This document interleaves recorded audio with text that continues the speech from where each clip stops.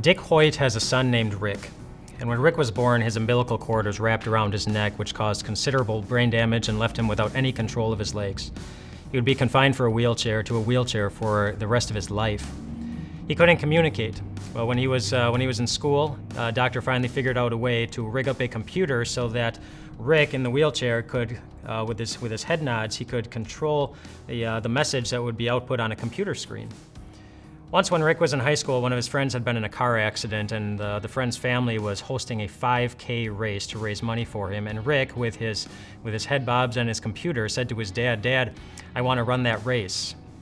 Of course, what he meant was, "Dad, I want you to push me in the wheelchair for the 5K." And Dad hadn't run in a long, long time, and he thought his son was crazy, but he could tell it meant a lot to his son, so he said, "Okay, I'm gonna do it." And so they went to the 5K, and he pushed his son for the wheelchair, and Dad afterwards, he finished the race, but Dad described it as the most painful, miserable experience of his life until Rick came up to him after the race, and with his head bobs and with his computer, he said, "Dad, when we were running in the race and you were pushing me in the wheelchair, it felt like I could walk again."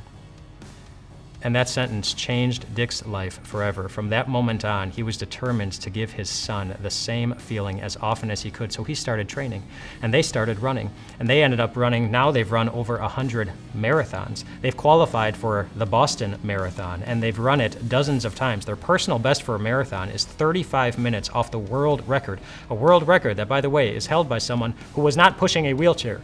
But Dick was, and Rick was in the wheelchair. They've done triathlons, they've done Ironmans, they've gone cross-country skiing, they've gone mountain climbing together, all with Rick in the wheelchair and his father Dick pushing him behind all the time, all because his son had a need, and Dad wanted to fulfill it. You have needs. You woke up this morning and there were parts of your day that you maybe were not looking forward to. You need help. You need assurance. You need encouragement.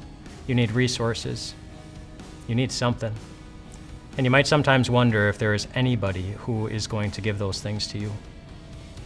Well, there is. In Philippians chapter 4, the Apostle Paul says this.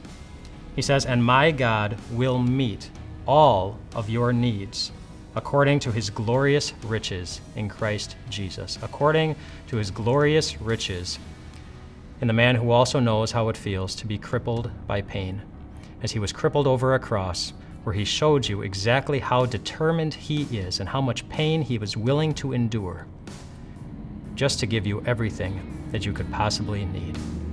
He knows your wants, and he will give you everything that you need. Do you have a story about how God came through for you and met your needs? Share it below, hit subscribe, and I look forward to seeing you tomorrow.